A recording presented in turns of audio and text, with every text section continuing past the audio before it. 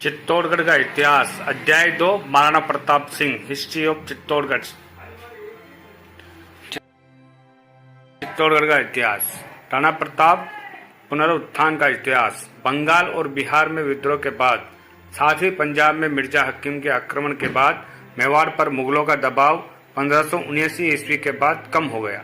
देवर की लड़ाई 1582 में प्रताप सिंह ने आक्रमण किया और देवर में मुगल चौकी पर कब्जा कर लिया। इसके परिणाम स्वरूप मेवाड़ में सभी 36 मुगल सैन्य चौकियां स्वतः ही नष्ट हो गई। इस हार के बाद अकबर ने मेवाड़ के खिलाफ अपने सैन्य अभियान रोक दिए। देवर की जीत महाराणा प्रताप की सबसे बड़ी उपलब्धि थी, जिसे जेम्स टोंड ने मेवाड़ का मैराथन कहा था।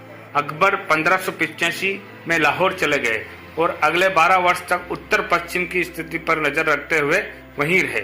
इस दौरान मेवाड़ में कोई बड़ा मुगल अभियान नहीं भेजा गया। प्रताप ने स्थिति का फायदा उठाया और पश्चिमी मेवाड़ पर कब्जा कर लिया, जिससे कुंभलगढ़, उदयपुर, गोगुंदा शामिल थे। उन्होंने इस दौरान आधुनिक डूंगरपुर के पास एक नई राजधानी चावंड बनाई। महाराणा प्रताप सिंह व्यक्तिगत जीवन। महाराणा प्रताप के 17 बेटे हैं, 11 पत्नियां और 5 बेटियां थी। हालांकि उनके पसंदीदा साथी उनकी पहली पत्नी महारानी अजबदे पंवार थी। 1557 में वे विवाह बंधन में बंधने वाले पहले व्यक्ति बने। उनके पहले बेटे अमर सिंह का जन्म 1559 ईस्वी में हुआ और बाद में वे उनके उत्तराधिकारी बने। कहा जाता है कि प्रताप के राजपूतों को एकजुट रखने के लिए 10 और राजकुमारियों से विवाह किया था। प्रताप ने अपना अधिकांश बचपन जंगलों में बिताया और कहा कि उनके परिवार को एक समय घास की रोटियां खाकर गुजारा करना पड़ता था। महाराणा प्रताप की मृत्यु। महाराणा प्रताप सिंह मृत्यु 19 जनवरी 1597 को 56 वर्ष की आयु में चावंड में शिकार दुर्घटना में लगी चोटों के कारण हुई। उनके सबसे बड़े बेटे अमर सिंह ने उनका उत्तराधिकार संभाला।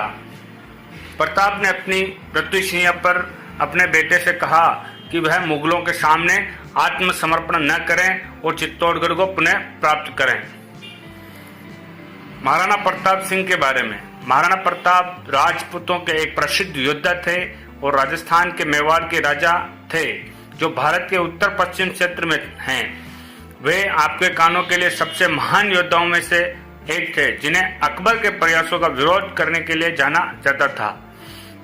जो मुगल शासक था, जो उसके क्षेत्र पर कब्जा करने का प्रयास कर रहा था, महाराणा प्रताप ने अपनी आखिरी सांस तक लगातार और साहसपूर्वक लड़ाई लड़ी और शक्तिशाली मुगलों के सामने झुकने से बार बार इनकार कर दिया। महाराणा प्रताप एकमात्र राजपूत थे जिन्होंने मुगल सम्राट अकबर की ताकत का सामना किया था। वे राजपूत वीरता और परिश्रम का प्रतीक थे। उनके साहस और बलिदान के लिए उन्हें राजस्थान में एक नायक के रूप में भी सम्मानित किया जाता है। महाराणा प्रताप और उनका परिवार बहुत लंबे समय तक जंगलों में रहा और बुनियादी चीजों के लिए संघर्ष किया और घास से बनी रोटियां पर भी गुजारा किया। उनके पास एक बहुत ही वफादार घोड़ा भी था, जिसका नाम चेतक था, जो उनका पसंदीदा था। और बहुत कम लोग इस तथ्य को जानते हैं कि उनकी नीली आंखें थी, इसलिए महाराणा प्रताप को नीले घोड़े के सवार के रूप में भी जाना जाता था। महाराणा प्रताप का बचपन। महाराणा प्रताप का जन्म 9 मई 1540 ईस्वी को कुंभलगढ़ किले में हुआ था। उनकी माता और पिता क्रमशः जयवंता बाई और उदय सिंह द्वितीय थे। उनकी 2 सौतेली बहनें और 3 छोटे भाई थे। उनके पिता मेवाड़ के राजा थे। 1557 में मेवाड़ की राजधानी चित्तौड़गढ़ को मुगल सेना ने घेर लिया था। उनके पिता उदय सिंह ने राजधानी छोड़ दी और अपने सभी परिवार सदस्यों को गोगुंदा में स्थानांतरित कर दिया। राणा प्रताप ने अपने पिता के इस फैसले का विरोध किया और चित्तौड़गढ़ में रहने पर जोर दिया, लेकिन उनके बुजुर्गों ने उन्हें जगह छोड़ने के लिए मना लिया।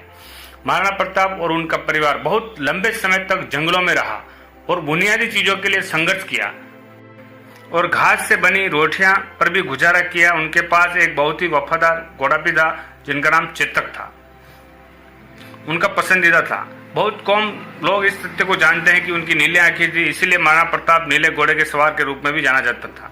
उदय सिंह की मृत्यु के बाद रानी ढेर भाई चाहती थी कि उदय सिंह सबसे बड़े बेटे को राजा बनाया जाए, लेकिन वरिष्ठ दरबारियों को लगा कि मौजूदा स्थिति संभालने के लिए प्रताप एक अच्छा विकल्प हो सकता है। इस तरह महाराणा प्रताप राजा बने। परिग्रहण और शासन।